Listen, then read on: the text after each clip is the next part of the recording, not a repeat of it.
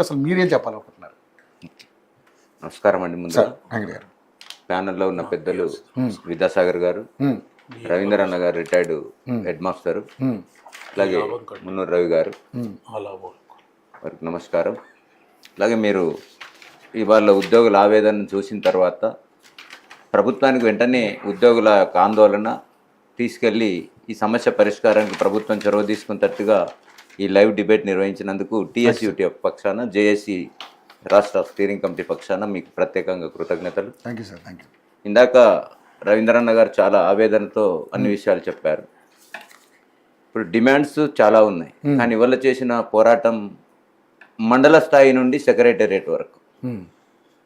ఇవాళ మీ దృష్టికి ఒక విషయం తీసుకొస్తున్నా, ఈ ప్రభుత్వం కూడా గుర్తించాల్సింది ఒకటి సార్. గత 15 ఏళ్ల చరిత్రలో సెక్రటేరియట్ ఉద్యోగులందరూ ఏకమొత్తంగా కిందికి వచ్చి ఆందోళన చేసింది ఇవాళ మొదటిసారి. యావత్ తెలంగాణలో ఉన్న మండల కేంద్రాల్లో చాలా సందర్భాల్లో ధర్నాలు జరిగినాయి, కానీ సెక్రటరీ ఉద్యోగులు రాలే. అంటే వీళ్ళందరి వాళ్ళు ఇక్కడికి వచ్చిండ్రంటే దాని అర్థం ఉద్యోగుల యొక్క ఆవేదన, ఆందోళన ఈ ప్రభుత్వం పైన ఎట్లుంది అనేది ప్రభుత్వం అర్థం చేసుకోవాలి. ఓకే.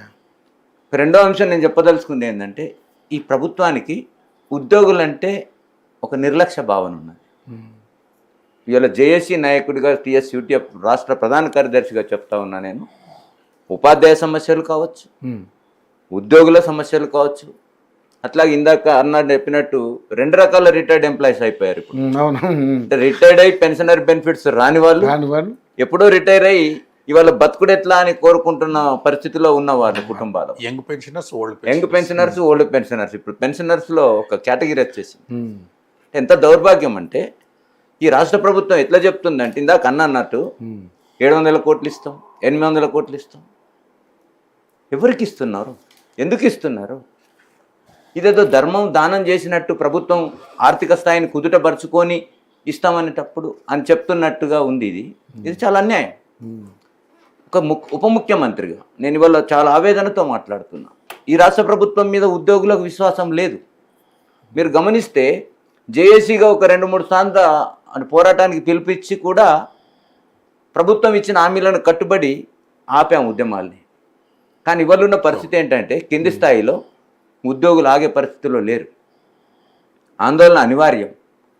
జేఏసీ నాయకత్వాన్ని చర్చలకు పిలిచి కన్విన్స్ చేసినా కింద ఉద్యోగులు ఆగరు. అందుకని ఇప్పుడు జేఏసీ నాయకత్వం కూడా ఖచ్చితంగా పోరాటం చేయాల్సిన పరిస్థితే వచ్చేసింది. అది ఇవాళ కనబడ్డది. ప్రతి ఉద్యోగి రోడ్డు మీదకి వచ్చి నిలబడ్డాడు. అది గంట కావచ్చు, గంటన్నర కావచ్చు, 2 గంటలు కావచ్చు నిరసన.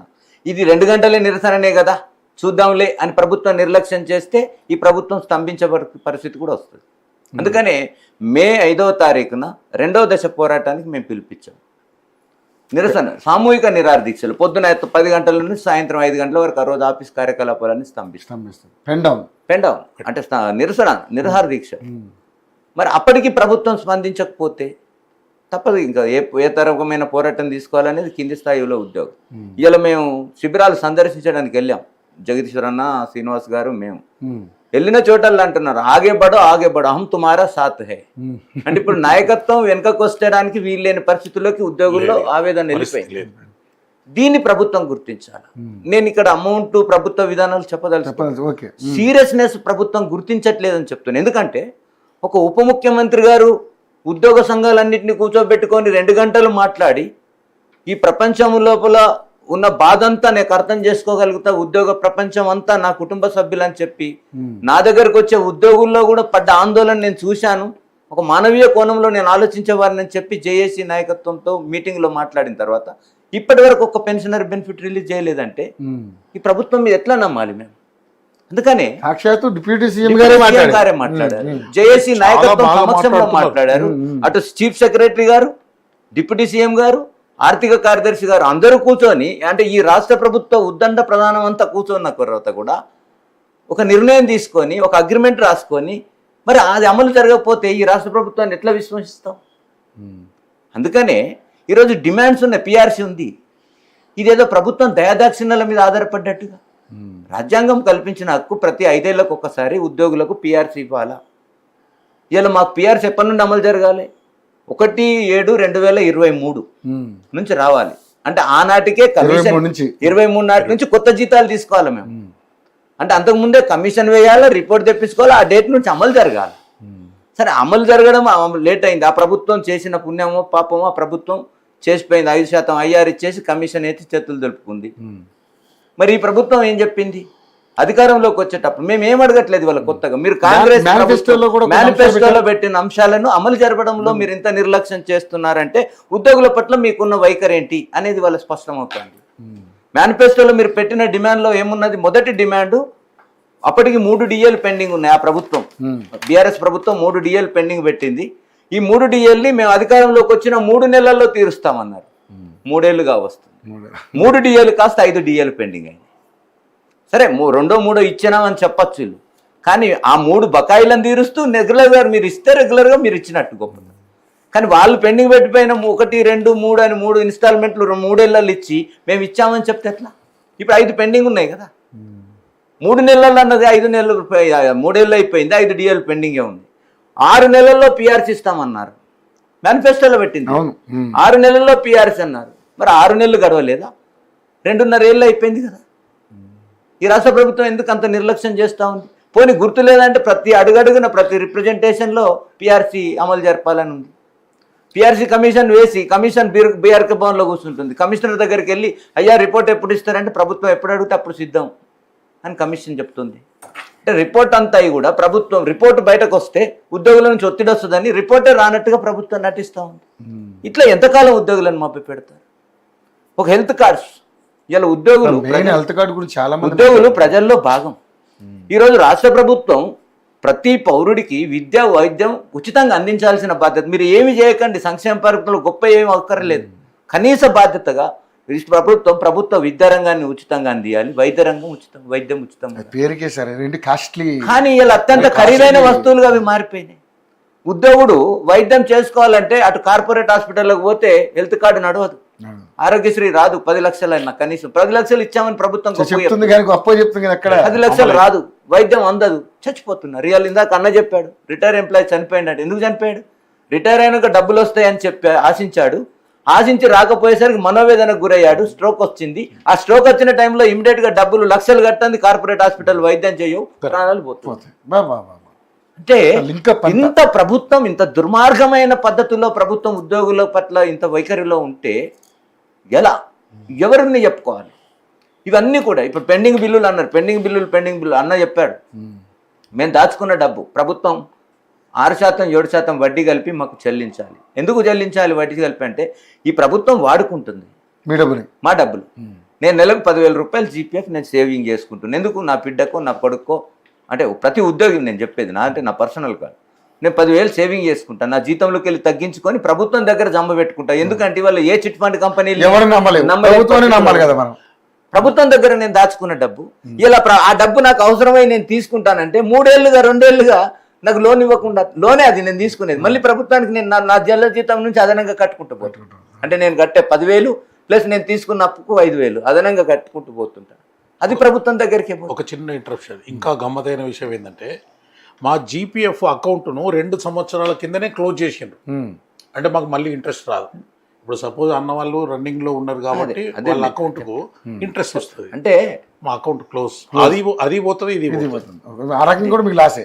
అంటే జీపీఎఫ్ మేము దాచుకున్నట్టు ఇందాక అన్న చెప్పాడు. టీఎస్జేఎల్ఐ అంటే అది ఇన్సూరెన్స్, ప్రైవేట్ ఇన్సూరెన్స్లలో దాగే గవర్నమెంట్ దగ్గర ఒక ఇన్సూరెన్స్ ఉంది. ఎవరైనా ఏం చూస్తామంటే ఇప్పుడు ఇంత మన ఆఫ్ ద రికార్డులో మాట్లాడేటప్పుడు మాట చెప్పాడు, ఎవరిని విశ్వాసంలోకి తీసుకోలేని పరిస్థితిలో ప్రైవేట్ కంపెనీలు ఉన్నాయి. ఇది గవర్నమెంట్ ఇన్సూరెన్స్ కదా అని చెప్పి మేము కాస్త డబ్బుల్ని ఇన్సూరెన్స్ చేసుకుంటున్నాం. అంటే చనిపోతే ఇంత వస్తుంది, 60 లక్షలు 50 లక్షలు వస్తుంది అని ఆశతో చేస్తున్నాం. ఇవాళ రిటైర్ అయిపోయినాక తర్వాత ఆ డబ్బులన్నీ సేవింగ్ వేయాలి, మాకు ఇన్సూరెన్స్ ఇవ్వదు. మేము ఇప్పటివరకు ఎన్నైతే డబ్బులు సేవ్ చేసుకొని కట్టుకున్నామో వాటికి మాత్రమే మినిమం వడ్డీ, అంటే ఇవాళ ఉన్న 7.1% వడ్డీ కలిపి కొంత అమౌంట్ ఇవ్వాలి. అసలు వేయింది, వడ్డీ వేయింది. 3 సంవత్సరాలు 4 సంవత్సరాలు రిటైర్ అయిపోయింది. మేము దాచుకున్న డబ్బులు ఇక్కడ కొత్తగా ఏమి ఇవ్వట్లేదు. అందుకని 700 కోట్లు ఇస్తాం, 800 కోట్లు, ఈ బేరమాడు ఎందుకు? మొత్తంగా ఓవరాల్గా కలిపితే మీకు చెప్పదలుచుకుంది ఏంటంటే, ఇక్కడ పెద్దలు కూడా ఉన్నారు కాబట్టి ప్యానల్లో, ఓవరాల్గా కలిపితే ఉద్యోగుల పెండింగ్ బిల్లులు 14,000 నుంచి 15,000 కోట్లు. ఈ 15,000 కోట్లు భరించడానికి గతంలోనే ఉప ముఖ్యమంత్రి గారి దగ్గర మేము ప్రతిపాదన పెట్టాం. అయ్యా మీరు 700 కోట్లు నెలకి ఇస్తానంటున్నారు, ఒక ఆల్టర్నేట్ ఆలోచన మేము చేస్తూ ఉన్నాం. జేఏసీ పక్షాన, టీఎస్యూటీ పక్షాన మేము చెప్తాం ఏంటంటే, ఈ 1000 కోట్లు 10,000 కోట్లు 12,000 కోట్లు ఒకసారి ఎక్కడైనా అప్పు తెచ్చుకోండి, ఏ సంస్థ దగ్గర తెచ్చుకొని మా మొత్తం ఎట్ ఎ టైం చెల్లించేసేయండి. ఈ 700 కోట్లు నెల నెలకి ఇచ్చేదేదో అక్కడ ఇన్స్టాల్మెంట్ కట్టుకోండి. ఇది ప్రభుత్వానికి మంచి పేరు వస్తుంది, ఒకేసారి బకాయిలు తీర్చిండని. ఈ బాధ ఏదో రెగ్యులర్గా మీరు కట్టే 700 కోట్లు ఇన్స్టాల్మెంట్ ఏదైతే ఉందో అక్కడ కట్టుకుంటే 15 నెలల్లో 12 నెలలకు అక్కడ అప్పు తీరుతుంది. ఇంత మంచి సలహాలు చెప్పినా ప్రభుత్వం వినదలుచుకోలేదంటే ఉద్యోగులు కదా, ఉద్యోగులు ప్రభుత్వంలో భాగమే కదా, భాగమే. మేము ఇప్పటికీ ప్రభుత్వం మీద కసిగా కోపంగా మాట్లాడుతున్నా, ఆవేదనతో మాట్లాడుతున్నాం తప్ప ప్రభుత్వాన్ని మీద ఏదో ఒక ఛాలెంజింగ్ కాదు. ఆవేదనని అర్థం చేసుకుంటే ఉద్యోగుల సమస్యల పరిష్కారం కోసం ఒక మైండ్ అటెన్షన్ చేస్తే పరిష్కారానికి మార్గం ఉంది. ఆ వైపు చిత్తశుద్ధిగా ప్రభుత్వం చేయట్లేదని. పైగా ముఖ్యమంత్రి గారు కానీ ఇతర మంత్రులు కానీ మాట్లాడే మాటలు కొన్ని ఉద్యోగుల యొక్క మనోభావాలను దెబ్బతీసే ఇవి ఇవాళ ఆ ఉద్యోగుల ఆందోళనకు కారణం. ఇట్లా బకాయిల విషయంలోనే కాదు, ప్రభుత్వం అనుసరించే ఆర్థికేతర అంశాలు. అంటే నేను అంటున్నా, మీరు డబ్బులు లేవు, ఆర్థిక పరిస్థితి బాగోలేదు, ఆ ప్రభుత్వం అప్పులు చేసిపోయింది, ఈ ప్రభుత్వం ఏమి అప్పులు చేయకుండా లేదు, అది అవన్నీ రాజకీయ అంశాలు. నేను ప్రభుత్వం చేస్తుంది, నేను రాజకీయ అంశాలు. ప్రభుత్వాలు అప్పులు చేసి నడిపే పరిస్థితుల్లోకి తీసుకెళ్ళిండ్రు, అది పెద్ద డిబేట్, దాని మీద మేము మాట్లాడగలుగుతాం. అది ఉద్యోగుడిగా మేము మాట్లాడే పరిధి ఏంటంటే, ఇవాళ అప్పులు చేసాం, అప్పులు ఉన్నాయనుకుంటే ఆర్థిక సమస్యలు, ఆర్థిక పరమైన భారము లేని డిమాండ్లు చాలా ఉన్నాయి ఇందులో. ఇవాళ చాలా విద్యారంగంలో ఒక చిన్న ఎగ్జాంపుల్ చెప్తాను. ఏ రకమైన ఆర్థిక భారం లేనిది ఇవాళ విద్యారంగం చాలా వెనుకబడి ఉందని చెప్పి ప్రభుత్వం చెప్తా ఉంది. ముఖ్యమంత్రి గారు మొన్న బహిరంగ సభలో ఒక ప్రైవేట్ సంస్థ కార్పొరేట్ మీటింగ్లో పోయి మాట్లాడారు. ప్రభుత్వ సంస్థల్లో 1,08,000 రూపాయలు ఖర్చు పెడుతున్న ఒక్కొక్క విద్యార్థి మీద క్వాలిటీ రావట్లేదు అన్న ఎమ్మెల్సీ ఒక ప్రైవేట్ సంస్థను గ్లోబల్ స్కూల్ అని పెట్టి ఓపెన్ చేసేదాంట్లో. అంటే ప్రభుత్వానికి ప్రభుత్వ సంస్థల పట్ల విశ్వాసం ఉంటే ఉద్యోగులకు కూడా ప్రభుత్వం పట్ల విశ్వాసం ఉంటుంది. కానీ అది లేదు, పరస్పరం ఇచ్చిపుచ్చుకునే ధోరణి ఉంటే తప్పనిసరిగా వస్తుంది. అది లేదు ప్రభుత్వం. తప్పుడు ప్రచారం ఉద్యోగుల పట్ల 700 కోట్లు ఇస్తున్నాం, 600 కోట్లు ఇస్తున్నాం, ఎక్కడి నుంచి తేవాలా, కోసుకుంటారా, ఇట్లాంటి మాటలు వచ్చిన తర్వాత ఉద్యోగుల మనోభావాలు దెబ్బతింటాయి. కింది స్థాయి ఉద్యోగులు మేమేమో కొంత డెమోక్రటిక్ ఆలోచించాల్సి వస్తుంది. ప్రభుత్వం కాస్త పట్టువిడుపులు చర్చలు అని ఆగుతున్నాం. కానీ కింది స్థాయి ఉద్యోగుడికి ఎట్లా ఉంటుంది, తన బాధ తన ఆవేదన వెంటనే నాయకత్వం మీద ఎలగలుగుతుంటాడు.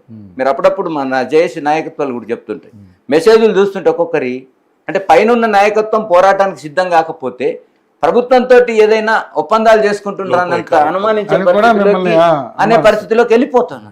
అది ప్రభుత్వం అర్థం చేసుకోవాలి. అందుకని ఇవాళ నేను ఆవేదన ఎన్నో త్యాగాలతోటి నాయకత్వాలు చేస్తున్న రాష్ట్రస్థాయిలో ఉన్న వాళ్ళ మీద కూడా అనుమానాలు వచ్చేంత పరిస్థితిలో ప్రభుత్వాలు వివరిస్తూ ఉన్నాయి. కాబట్టి ఇక ఉద్యోగుల యొక్క ఆందోళన అర్థం చేసుకొని రాష్ట్ర స్థాయి నాయకత్వంతో చర్చలు జరిపి సమస్య పరిష్కారానికి ప్రభుత్వం చొరవ తీసుకోవాలని మీ ద్వారా ప్రభుత్వానికి నేను విజ్ఞప్తి చేస్తాను. Right sir, right. విద్యాసాగర్ గారు, సరే గత ప్రభుత్వంలో ఏం పెండింగ్లు ఉన్నాయో ఏంటో